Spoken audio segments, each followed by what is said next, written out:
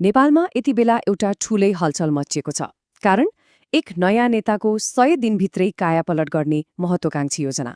आज हामी यही बालेन शाहको सुधार अभियान र यसले देशको भविष्यलाई कसरी बदल्न सक्छ भन्ने बारे अलि गहिराईमा गएर कुरा गर्नेछौं। र यो सबैको केन्द्रमा को हुनुहुन्छ त? उहाँ हो 35 वर्षीय बालेन्द्र शाह, जसलाई हामी बालेन भनेर चिन्छौं। राजनीतिमा आउनुअघि उहाँ एक र्यापर हुनुहुन्थ्यो। हो, एक र्यापर।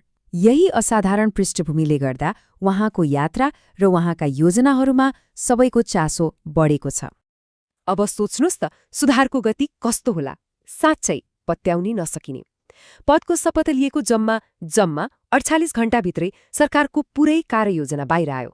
यसले उहाँहरूको काम गर्ने तरिका र तत्परता कस्तो छ भन्ने स्पष्ट सङ्केत दिन्छ।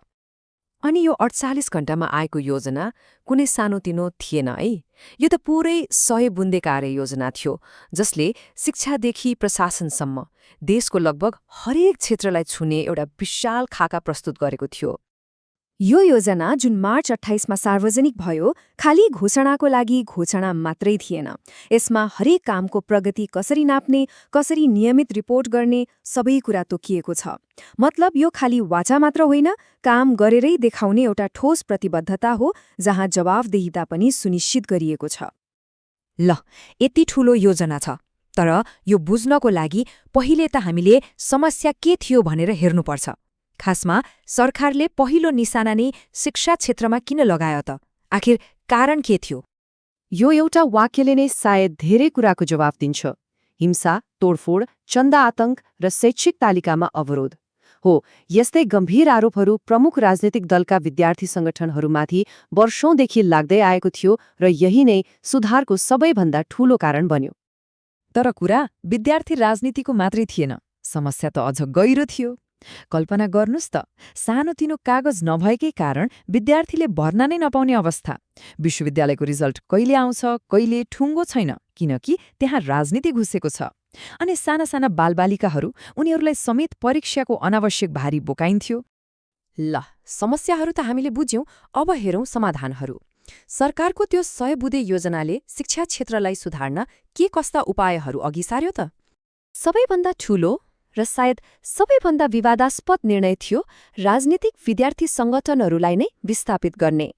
वर्षौंदेखि राजनीतिको अखाडा बनेका यी संगठनहरूको ठाउँमा अब विद्यार्थी परिषद जस्ता गैर राजनीतिक स्वतन्त्र निकायहरूले विद्यार्थीको आवाज उठाउने भए।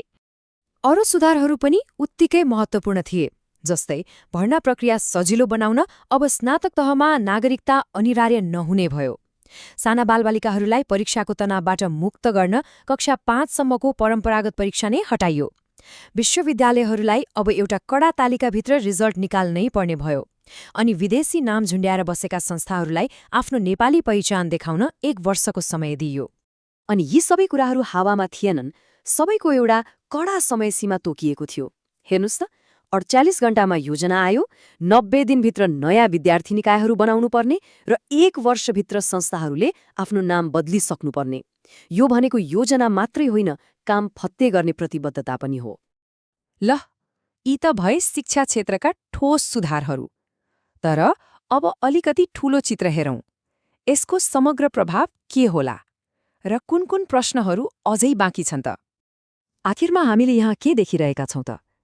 यो एउटा यस्तो सरकारी कदम हो जो माथिबाट एकदमै तीव्र गतिमा आएको छ र यसको लक्ष्य एउटै छ, देशमा दशकौंदेखि जरा गाडेर बसेका समस्याहरूलाई सिधै जरैदेखि उखेल्ने।